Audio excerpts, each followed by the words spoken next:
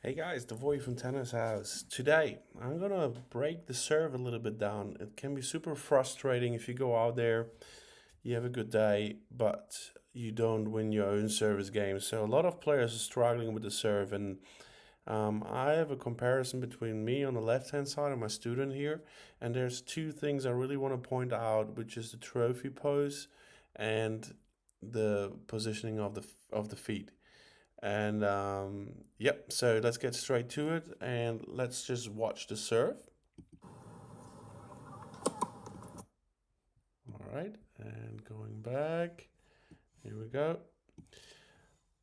All right, so the serve has certain stages, and I want to go quickly through them before I go into the drawings. So the first, like not the first, but like one of the beginning stages is the front, the weight on the front foot. As you can see, you just watch me on the left right there. The weight's on the front foot, and my wrist is like loose, so the racket tip points down. So that's very beginning. At the beginning, very important, because if the racket is like this, like my student has it, then you can with a lot of certainty say that the wrist is already pretty locked and stiff. So you do not want a stiff wrist on the serve. You want to get power on the serve, so you need to make sure there's nothing restricting your serve. All right, so let's get now slowly on the left. Follow me again. I'm going with my tossing arm and my hitting arm to around waist height. All right, so you bring both arms kind of to your waist. That's very important, so you have a rhythm. And a rhythm is important to have a good serve. So you bring it down till there, and then from that moment on, I toss the ball up first before I bring my hitting arm up. So as you can see right here, you release the ball around eye level, which is right here. So that's kind of the point where I'm going to let the ball go in order to keep the ball straight up.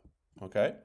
So the problem is with a lot of serves that the players release, if they would release right here, the ball would go forward because they'd spread their fingers too early. And if they release too late right here, the ball would go backwards because they're going to release the finger. So that's that spreading the fingers.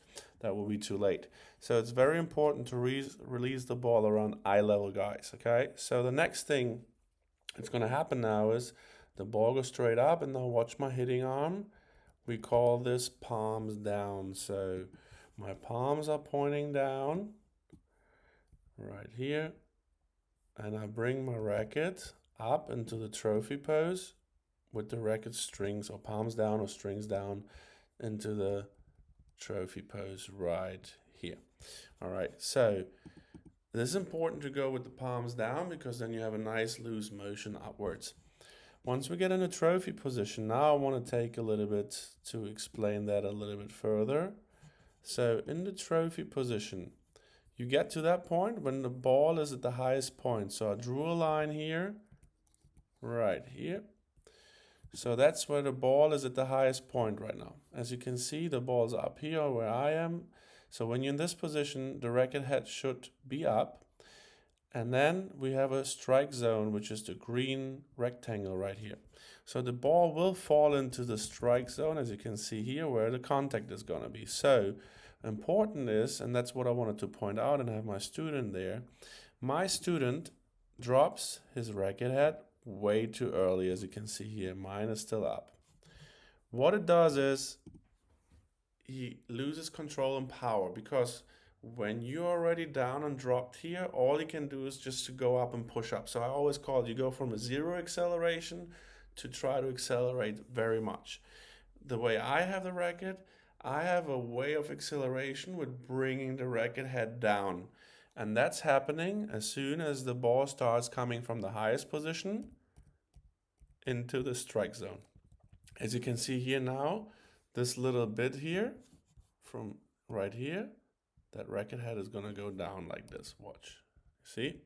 And that little bit, my student doesn't have it because he dropped it already. And that's going to lose, you're going to lose a lot of power and control. So as you can see, we call this the inside edge. Very important because my student's strings point up they should never point up in the trophy pose. So mine, so the racket head, the edge, the inside edge is the first thing that goes down, and the outside edge is gonna come up. That's how the biomechanics on the serve work. Remember, inside edge in, outside edge goes up. And then what is important, if you look at my player and me, my elbow is leading, and my student's elbow cannot lead because he had his racket head already down here with the strings pointing up. And then I drew those green circles on my side and the red circles on my side and the green on my student. So as you can see,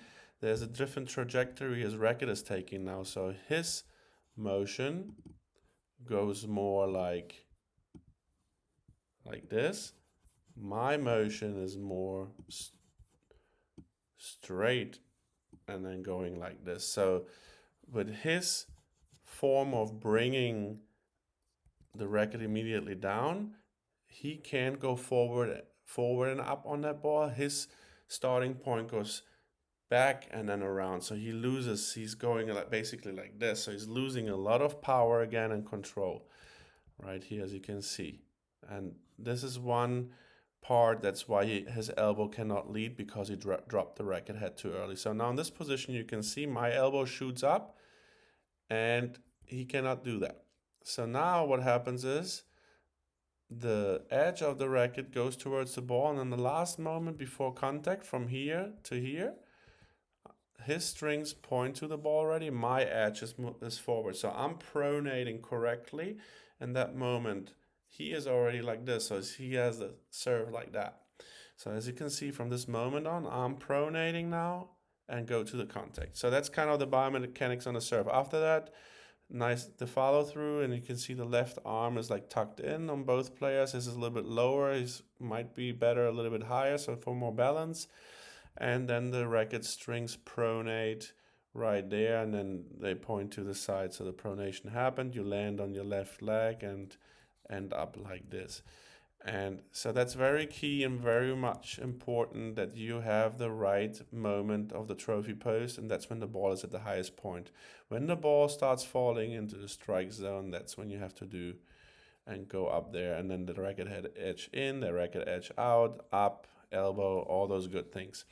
And the last thing I want to point out, trophy post is the most important here right now in this video.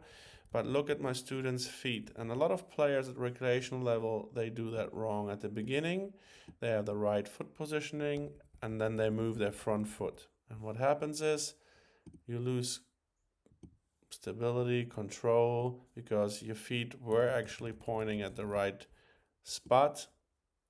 But when they move the ball while they're tossing, there's too many things going on, so you need to have a good base in order to have a good serve. Very important.